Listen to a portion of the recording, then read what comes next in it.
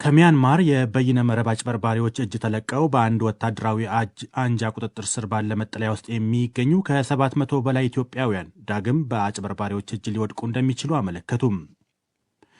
የሱዳን ሐኪሞች ማህበር በሰሜን ዳርፉር 10 የሕክምና ባለሙያዎች የተገደሉበትን ጥቃት አወገዘም። የፈጥኖ ደራሽ ኃይል አደረሰው በተባለው ጥቃቱ ከሕክምና ባለሙያዎች በተጨማሪ ከ100 በላይ ተፈናቃዮች ተገድለዋል። ደቡብ ሱዳን በ2 ዓመታት ልዩነት ሶስተኛ የውጭ ጉዳይና ዓለም አቀፍ ትብብር ሚኒስትር ተሾመላት። የእስራኤል ጦር በጋዛ ሰርጥ ውስጥ የምትገኘውን የራፋ ከተማ ከበባ ውስጥ ማስገባቱን አስታወቀ። ከበባውን ተከትሎ ጦሩ የራፋና የካን ዩኑስ ብርጌዶችን መለየት የሚያስችል ሞራግ የተባለ የደህንነት ኮሪደር ማቋቋም እንዳስቻለው ገልጿል።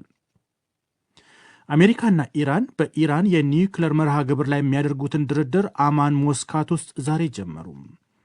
ዩክሬን በኃይል የመሠረተ ልማቶች ላይ ጥቃት አደረሰች ስትል ሩሲያ ከሰሰች።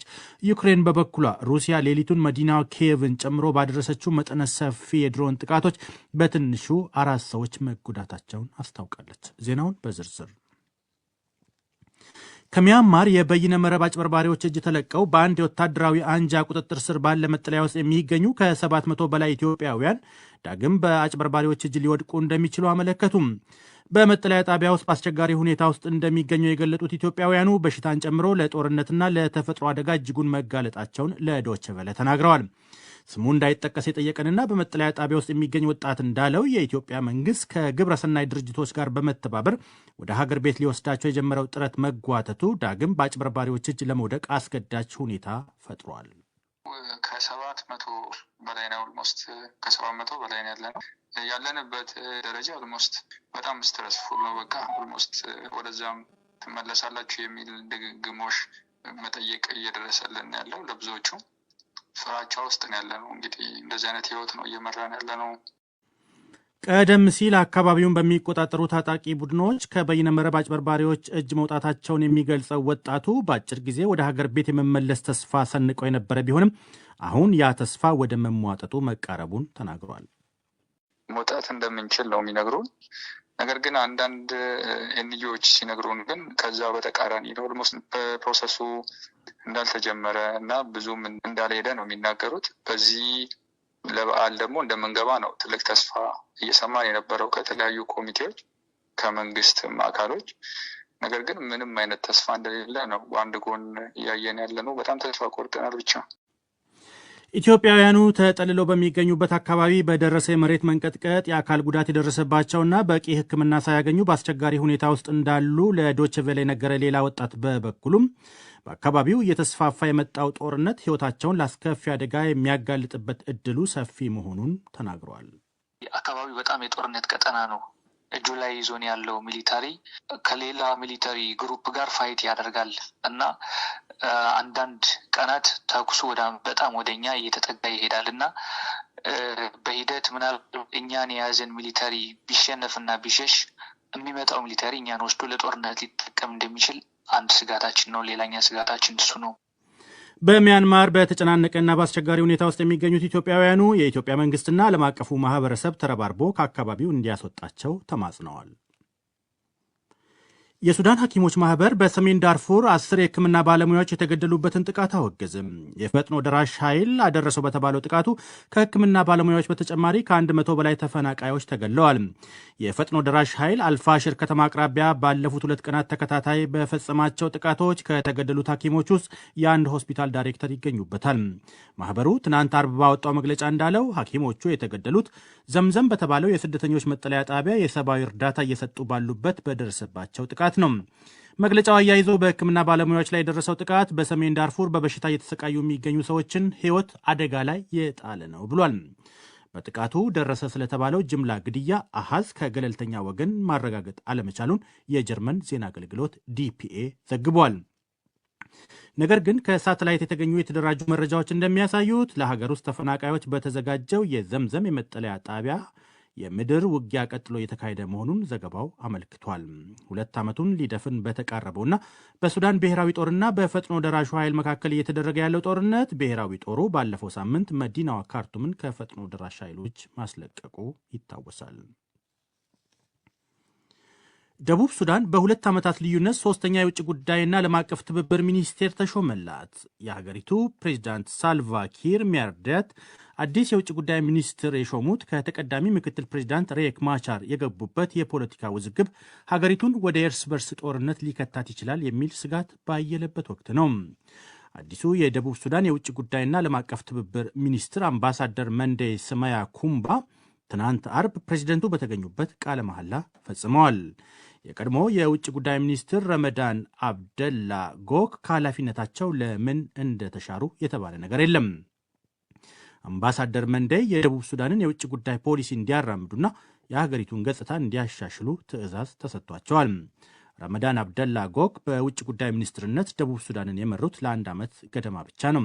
ረመዳን አብደላ በሚያዝያ 2016 በውጭ ጉዳይ ሚኒስትርነት የተሾሙት ዶክተር ጄምስ ፒቲያ ሞርጋን ከኃላፊነት ከተባረሩ በኋላ ነው። ይህ ዶይቼ ቬለ ነው። የእስራኤል ጦር በጋዛ ሰርጥ የምትገኘውን የራፋ ከተማ ከበባ ውስጥ ማስገባቱን አስታወቀ። ከበባውን ተከትሎ ጦሩ የራፋና የካን ዩኒስ ብርጌዶችን መለየት የሚያስችል ሞራግ የተባለ የደህንነት ኮሪደር ማቋቋም እንዳስቻለው ገልጿል።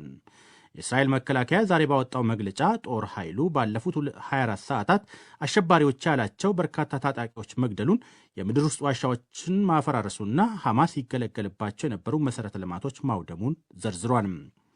እስራኤል ላለፉት 10 ቀናት ባካሄደችው ዘመቻ አቋቋምኩ ያለችው አዲሱ የሞራግ ኮሪደር የራፋና የካን ዩኒስ ከተሞችን ለሁለት መለየቱም ተመላክቷል። ባለፈው ጥር ወር በእስራኤልና ሐማስ መካከል የተደረሰው የተኩስ አቁም ስምምነት ማብቃቱን ተከትሎ እስራኤል በጋዛ ሰርጥ አዲስ ዘመቻ ከፍታ አብዛኞቹ ሴቶችና ሕጻናት የሆኑ በመቶዎች የሚቆጠሩ ሰዎች ተገድለዋል። ይህ በእንዲህ እንዳለ እስራኤል ከየመን የሁቲ አማጽያን ትናንት አርብ የተወነጨፉ ሚሳይሎች ማምከኗን አስታውቃለች። የዮርዳኖስ ጦር በበኩሉ ከየመን የተላከ ሳይሆን እንዳልቀረ የተገመተ አንድ ድሮን በግዛቱ መውደቁን አመልክቷል። ለጥቃቱ የሁቲ አማጽያን ኃላፊነት ወስደዋል። የሁቲ አማጽያን በቀይ ባህር ላይ በእስራኤልና በወዳጆቿ መርከቦች ላይ በተከታታይ የሚያደርሱትን ጥቃት ለማስቆም የአሜሪካ ጦር በየዕለቱ በሚባል ደረጃ በየመን የተመረጡ ኢላማዎች ላይ የአየር ድብደባ እየፈጸመ ይገኛል። አሜሪካና ኢራን በኢራን የኒውክሌር መርሃ ግብር ላይ የሚያደርጉትን ድርድር አማን ሞስካት ውስጥ ዛሬ ጀመሩ።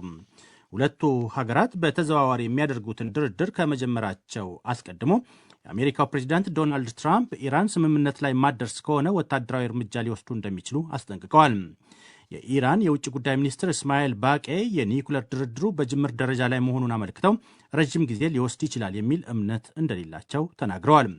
በድርድሩ አሜሪካን በመወከል የመካከለኛ ምስራቁ ልዩ ልዑክ ስቲቭ ዊትኮፍ፣ የኢራኑ ከፍተኛ ተደራዳሪ አባስ አራጋቺ በአማኑ የውጭ ጉዳይ ሚኒስትር ባድር አልቡሰይድ አማካኝነት በተዘዋዋሪ እየተነጋገሩ ነው።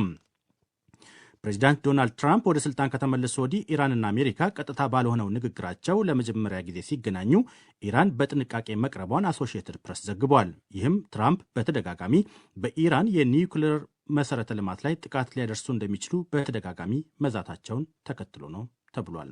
በመጨረሻም ዩክሬን በኃይል የመሠረተ ልማቶች ላይ ጥቃት አደረሰች ስትል ሩሲያ ከሰሰች። ዩክሬን በበኩሏ ሩሲያ ሌሊቱን መዲናዋ ኪየቭን ጨምሮ ባደረሰችው መጠነ ሰፊ የድሮን ጥቃት በትንሹ 4 ሰዎች መጎዳታቸውን አስታውቃለች። የሩሲያ መከላከያ ሚኒስቴር ዛሬ ባወጣው መግለጫ ዩክሬን በአሜሪካ አሸማጋይነት የተደረሰውን የኃይል የመሠረተ ልማት ጥቃት ያለማድረስ ስምምነት በመተላለፍ ጥቃት አድርሳለች ሲል ከሷል። ሩሲያ ይህን ትበል እንጂ ከሽምግልናው በኋላ ሁለቱም ሀገራት በኃይል የመሠረተ ልማት ላይ ጥቃት በማድረስ አንዱ ሌላውን ሲከሱ ቆይተዋል።